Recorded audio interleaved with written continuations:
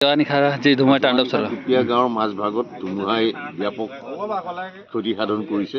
যোৱাকালি ধুমুহাৰ তাণ্ডৱে কেইবাটালো গছ ভাঙি পেলাই মানুহৰ ঘৰতো পৰিছে, আমাৰ ইলেক্ট্ৰিক লাইনৰ ওপৰতো পৰিছে, খুটা তাঁৰ ইলেক্ট্ৰিক লাইনৰ চব ধ্বংসস্তূপত পৰিণত হৈছে আৰু মানুহৰ ঘৰো ক্ষতি হৈছে। আমাৰ অজিত বৰাৰ ঘৰত আমাৰ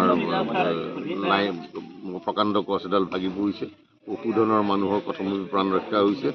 আমাৰ এই চিন্ময়হঁতৰ ঘৰতো ঘৰৰ প্ৰকাণ্ড গছ এডাল ৰাস্তাত বাগৰি পৰিছে। গতিকে ব্যাপক ক্ষতিসাধন হৈছে যোৱাকালিৰ ধুমুহাত আমাৰ এই অঞ্চলত। টুপীয়া অঞ্চলত যোৱাকালিৰ ক্ষতি ব্যাপক।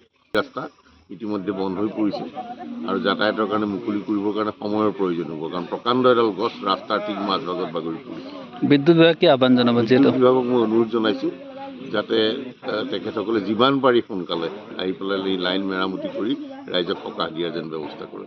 কালি ৰাতি প্ৰায় 2:30 বজাত যি ধুমুহা আহিল, টুপীয়া সদা উত্তৰ অঞ্চলৰ মোৰ প্ৰায় 10জনী গৰু গোহালিটো সম্পূৰ্ণৰূপে ধ্বংস হৈছে। কিন্তু সৌভাগ্যক্ৰমে মোৰ গৰু এজনীও মৃত্যুমুখত নপৰিল, বাচিল। বাকী এই অঞ্চলৰ প্ৰায় গছ প্ৰায় বাঢ়িছে আৰু টুপীয়া বালিজুৰি যি ৰাস্তা, সেই ৰাস্তাও বৰ্তমান এতিয়া বন্ধ হৈ আছে, গছ পৰি ডাঙৰ প্ৰকাণ্ড গছ পৰি আছে।